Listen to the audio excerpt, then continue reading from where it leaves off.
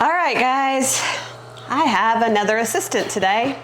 Mom's still not feeling great. She is actually laying down right now after her car accident.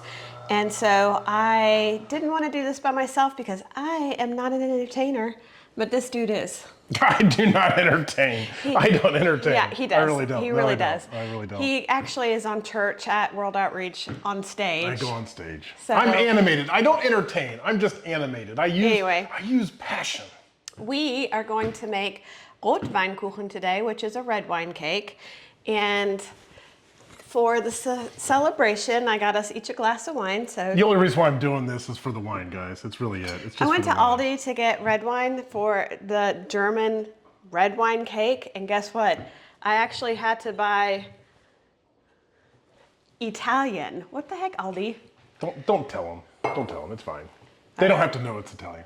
To our marriage, yeah. There you go. Been married a long, long time. 24 years. Yeah. 24.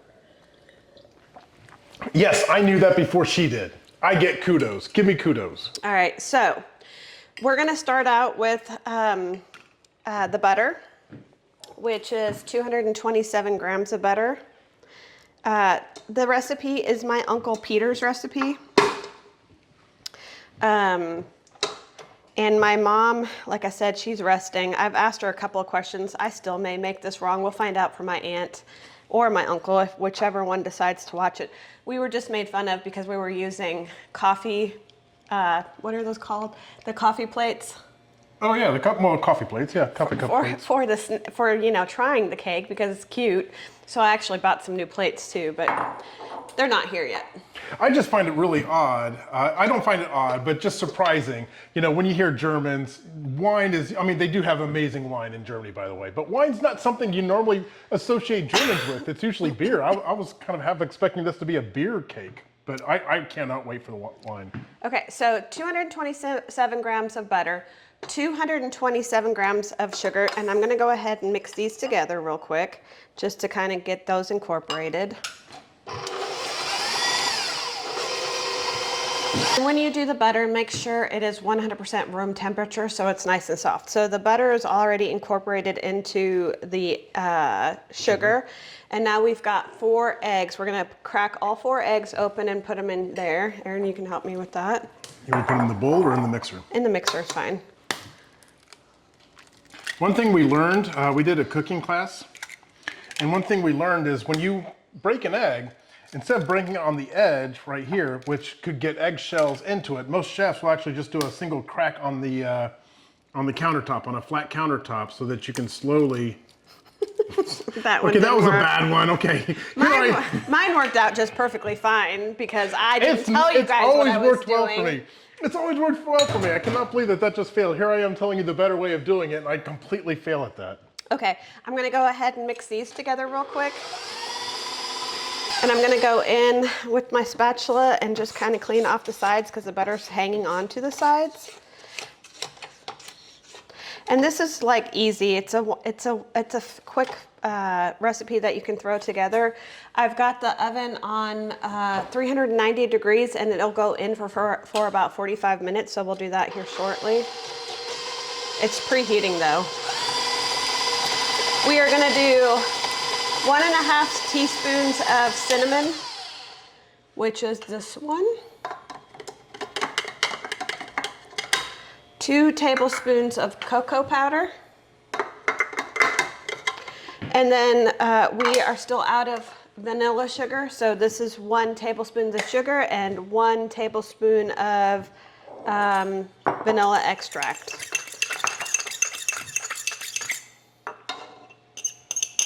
And we'll mix those together. While I'm mixing this, Erin's going to start mixing the baking powder and the flour together. So this is 250 grams of flour and 14 grams of baking powder. I need something to mix with. Here, just use a spoon. You already have one? Yeah, it's right here. I thought you were using it. The reason you want to incorporate the flour and the baking powder together is because then it's more even in the recipe. Does anybody else have a KitchenAid that has the problem of not being able to get the stuff from the actual bottom of this thing? Because my sister-in-law told me that there was a nut that I can adjust, which I haven't. I thought I didn't have it, but when she came over during Labor Day, she actually showed me where it was. So I still haven't done that. I'm kind of hoping that works, but haven't tried it yet. Thing I'm going to do is I'm going to have Aaron go ahead and add the flour. So go ahead, slowly. Can I get it? Just push it over here. And that was 250 grams of flour.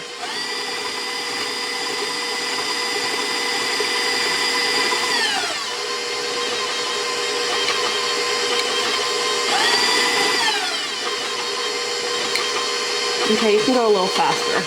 Well, slow is a relative term. I don't really know how slow things are.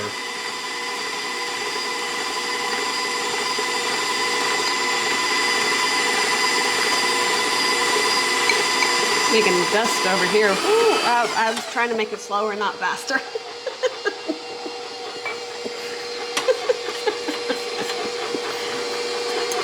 Okay.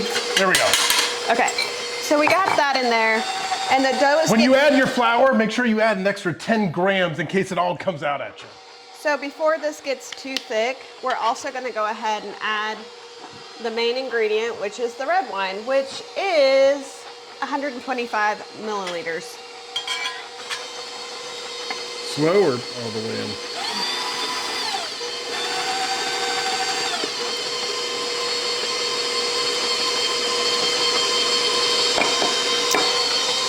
Okay.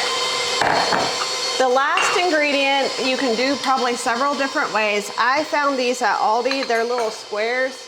My mom said to take a block of chocolate into, what's it called when you shred it, like shredded coconut, like the pieces. Like a grater? Yeah, like you can grate it. But it's 150 grams. It's probably 145 by now because I've been eating them, but it's supposed to be 150 grams of chocolate. So I'm just gonna throw these in here. I'm okay with the thicker pieces of chocolate. I probably will prefer it that way anyways. You probably will like it better that way too. So we're gonna throw those in.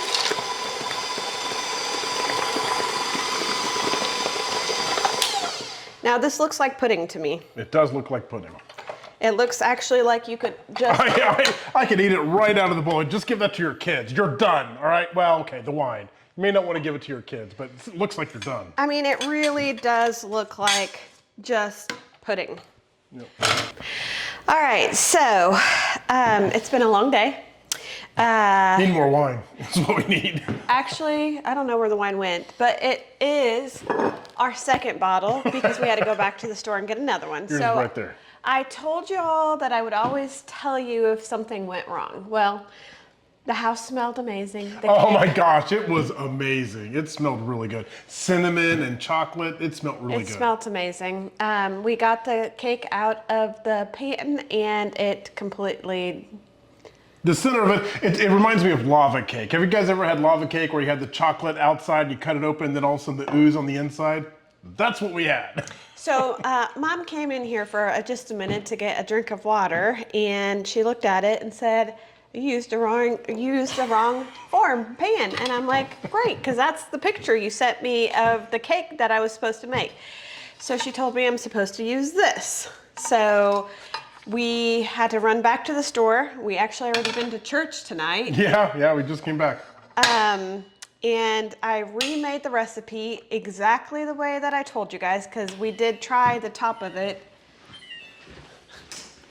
We've been in such a rush, we can't even close doors. So nothing's changed with the recipe. We actually did have some of the cake, and it does taste amazing, but we'll do that later.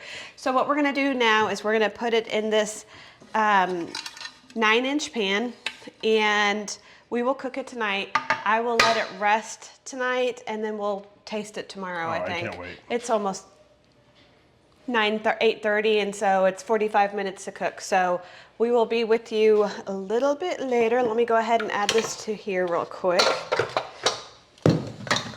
Still looks like pudding. It looks like If you guys are making it, then as you're making it, if it looks like a mousse, then you're making it right, because that's exactly what it looks like for us. It looks like a chocolate mousse.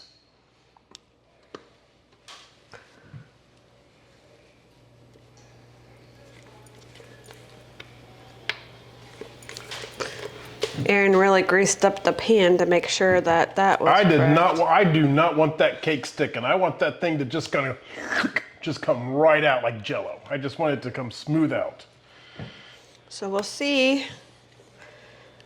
Oh, she's telling you that I greased the pan in case it ruins it. She knows who That's to blame. not why I said it. All right,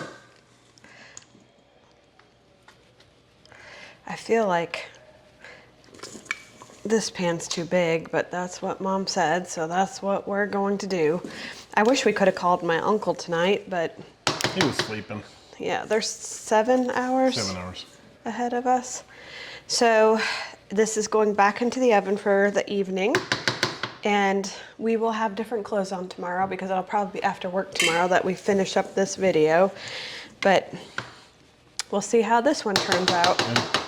It's another bowl, guys. Come on. You have to make the bowl. You know you do. I love that cinnamon. Cheers, and we'll see you guys tomorrow. We'll see you guys.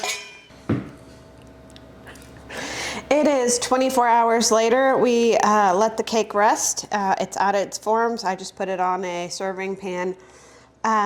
The one thing I would do is probably check it after 40 minutes instead of 45 because it did get a little dark around the edges.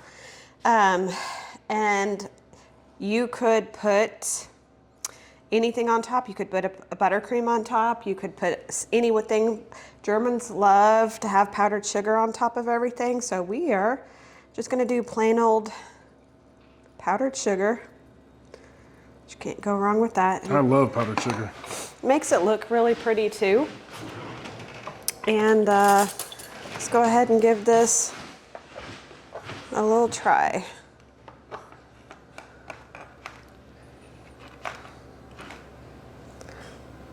I left half the cake on the pan.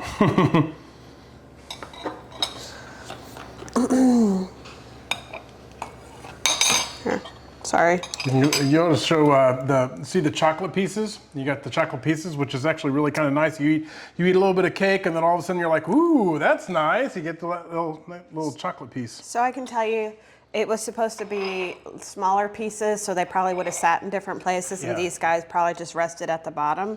Yeah, usually you do the shavings, right? The grated chocolate. We use the blocks of chocolate to make it, fast and easier. But I bet you if you use the shaving chocolate out there, it'll give it a nice, more bites, but have more pieces of it. It definitely feels nice and moist. Ooh, it's soft. Yeah, it's really soft. When we made it, the smell was amazing in the house. That cinnamon. I mean, it's almost like cinnamon rolls, right? You get that nice warm cinnamon smell. Makes it kind of feel more like fall. The flavor is really good. It's not, you can taste the cinnamon, but it's not over cinnamon. No, but the cinnamon is definitely there. It's certainly not over cinnamon. This is not like a cinnamon roll or anything. It's just a real light flavor for cinnamon. I don't taste any of the wine though. Mm-mm. I don't think you're supposed to taste the wine. Gina or Peter, are you supposed to taste the wine? Can't taste the wine. But still. Or Heike. It's really good. It is still really good. I'm still eating. Me too. Why don't you guys try to make it and let us know what you guys think, but definitely cook it a little bit less because like I said, it did get a little dark. Well, it's like I said, we're used to making torts that has Right. all the whipped cream in it. Right. But anyways, thank you guys. Thanks, guys. Bye.